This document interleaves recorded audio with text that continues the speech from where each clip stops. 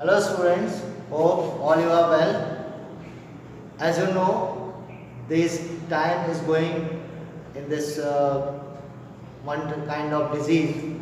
So, in this circumstances, the education is quite impossible to from the school. Now, the online provision is going over there. In this situation, I want to say take attention towards your videos, whatever is made by the teachers, and I am going to explain one of the chapter today. Go through it. Students, today we will have a discussion on weather and climate on the following points: introduction, temperature, atmospheric pressure, winds, humidity, condensation, precipitation, weather forecasting, and recapitulation. As we know, the weather refers day-to-day condition of atmosphere in a particular area for a short interval. Depends on the factors like temperature, pressure, humidity, wind, rainfall, sunshine, etc. Whereas the climate is the total atmospheric condition of a large area over a longer period of time. This period varies about 30 to 40 years. So the all changes in weather and climate affects our life on earth without interference of human activities. But certain changes affect the fooding, clothing, shelter and day-to-day activities of the human being. Let's discuss about temperature. We all know the sun provides heat and light to all the planets in our solar system. This advantage sustains the life on our earth. The maximum amount of heat is received at the equator and minimum at the poles. Thus, the temperature measures the intensity of heat or degree of hotness. Students, due to variation of hotness, our earth can be divided into three heat zones as torrid zone, temperate zone and frigid zone. The torrid zone locates from Tropic of Cancer to Tropic of Capricorn, including equator. The places located in this zone receive maximum insolation and habitation is quite impossible here. The temperate zone lies between the Tropic of Cancer to Arctic Circle and from Tropic of Capricorn to Antarctic Circle. This zone receives moderate temperature and comfortable climate for living of human being and even for flora and fauna world. The frigid zone lies between Arctic Circle to North Pole and Antarctic Circle to South Pole. This zone also experiences the extreme climate unfit for habitation of flora and fauna. Students, identify this device. It is called thermometer. By this instrument, we measure the temperature around us. It is expressed in units of degree on the Celsius and Fahrenheit scale. These are installed in weather stations or meteorological observatories to measure maximum and minimum temperature reached during the 24 hours of a day. Variety of factors like latitude, altitude, distance from the sea, prevailing winds, ocean currents and slope affect the temperature on the surface of the earth. Now we have to explore about atmospheric pressure. The atmospheric pressure is exerted Earth's surface by the weight of the column of air surrounding us.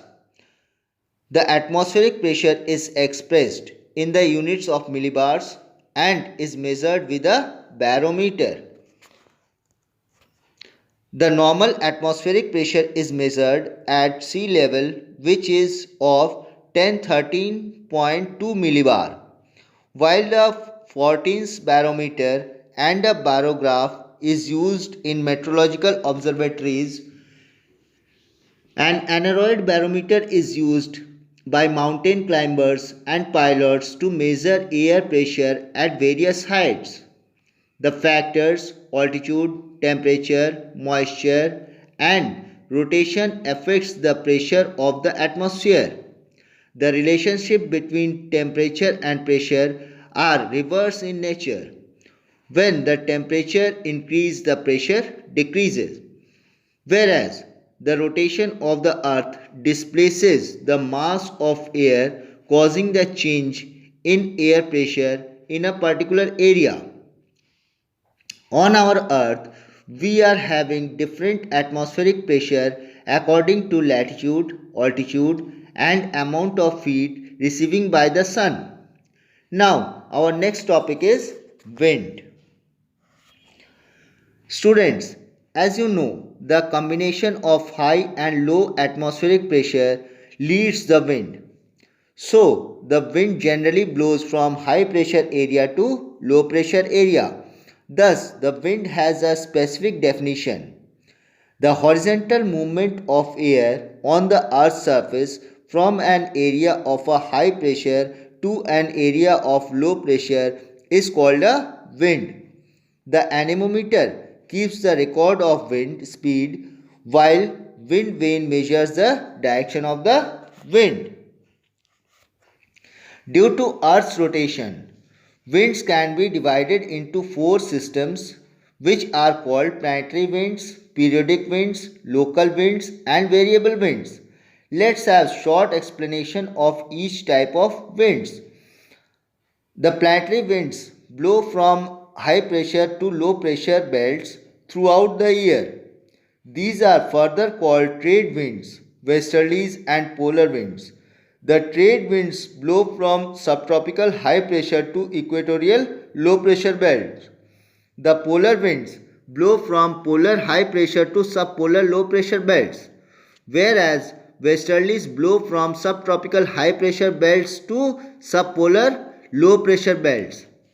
The periodic winds are seasonal.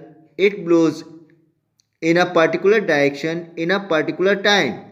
They change their direction due to temperature and pressure at a particular place, which could be varied day to day of that place. Around the world, certain winds with special characteristics blow over small areas for a short duration during specific seasons. These are called local winds.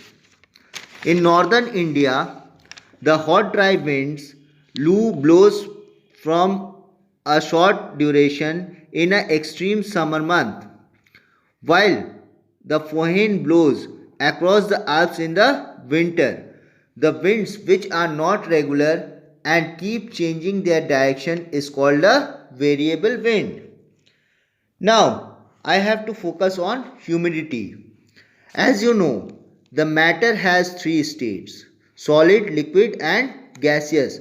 Form of water is known as humidity. It means the pressure of moisture in the air. The humidity could vary place to place according to presence of water content of that place. When the temperature arises, the content of water gets evaporated and settles in condensed form in the atmosphere. So, when the temperature increases, the rate of evaporation also increases and equally the humidity increases. The humidity is measured by hygrometer. The water cycle forms the evaporation and condensation. Students, precipitation is another feature of weather phenomena. After condensation, water in the atmosphere forms the cloud with tiny droplets of water. When these tiny droplets get saturated, it becomes heavier to sustain their weight in the atmosphere. Then it falls on the ground in the form of rain.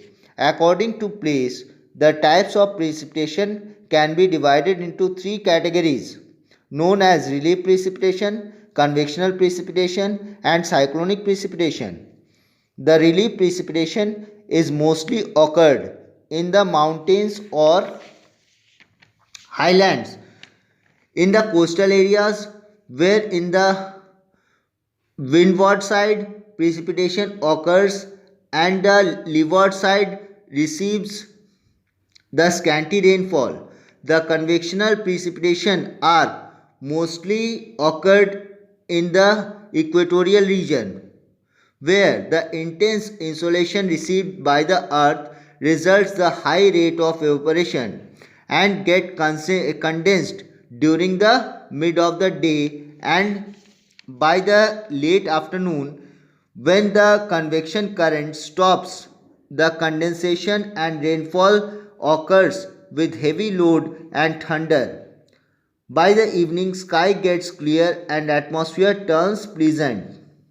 The cyclonic precipitation occurs when the warm westerlies meet the cold polar easterlies. Warm winds creates the cover over cold moist winds. These moist winds condenses due to presence of the warm winds and followed by the precipitation. Large parts of the Western Europe experience this kind of precipitation. Thus, the weather and climate provide the atmospheric condensation and the condition over a large area around the world. It also affects the flora and fauna world on the earth for their better survival. It provides the all comforts of life existence, the vegetation and wildlife nature accordingly. So around the world we are having different climatic conditions that sustain the food habit, clothing, shelter and day to day activities of humans.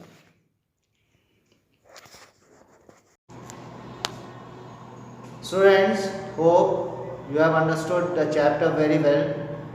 Now go to its question and answer exercise. Thank you all.